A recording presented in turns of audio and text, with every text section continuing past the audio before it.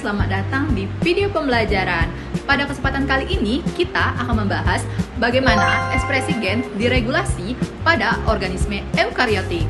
Materi ini penting karena meskipun setiap sel dalam tubuh memiliki DNA yang sama, tetapi tidak semua gen itu aktif pada waktu dan tempat yang sama.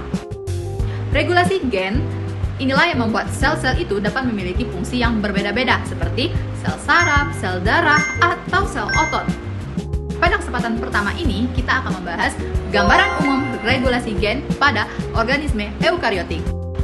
Perhatikan gambar ini. Gambar ini menunjukkan alur ekspresi gen mulai dari DNA, kemudian ditranskripsikan menjadi RNA di dalam nukleus, lalu RNA diproses menjadi mRNA, dan akhirnya mRNA diterjemahkan menjadi polipeptida atau protein di sitoplasma.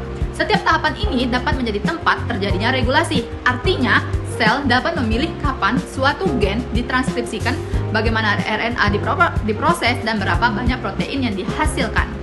Mekanisme ini memungkinkan sel merespon kondisi lingkungan dan kebutuhan fisiologisnya. Teman-teman, pada bagian kedua ini kita akan membahas regulasi pada tahap transkripsi. Regulasi yang pertama dan paling umum terjadi pada tahap transkripsi.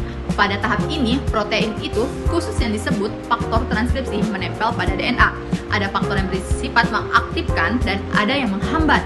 Jika suatu gen tidak ditranskripsi, maka gen tersebut otomatis tidak diekspresikan.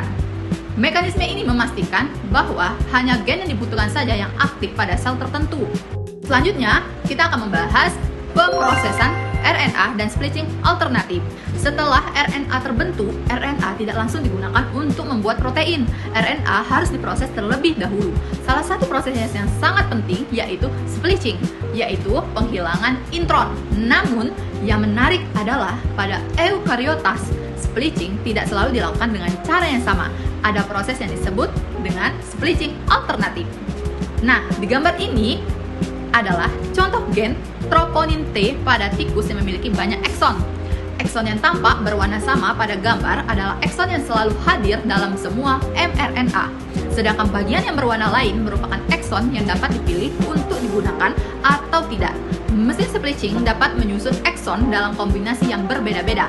Akibatnya, satu gen seperti ini dapat menghasilkan banyak mRNA yang berbeda, bahkan hingga 64 variasi. Setiap RNA yang berbeda akan menghasilkan protein troponin dengan bentuk atau fungsi yang sedikit berbeda. Inilah salah satu alasan mengapa organisme eukariotik itu dapat menghasilkan keragaman protein yang luar biasa, meskipun jumlah gennya tidak terlalu banyak.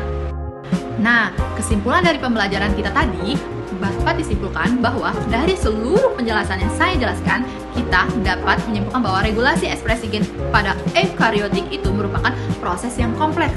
Regulasi dapat terjadi mulai dari transkripsi DNA, pemrosesan RNA melalui splitting alternatif, hingga pengaturan stabilitas mRNA di sitoplasma.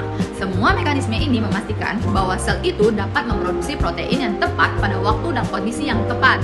Nah, sekian dari video yang telah saya sampaikan dan penjelasan yang telah saya berikan. Terima kasih telah menyimak video ini. Semoga penjelasan mengenai regulasi ekspresi gen eukariotik bisa membantu Anda memahami bagaimana sih sel itu mengatur dirinya sendiri. Dadah!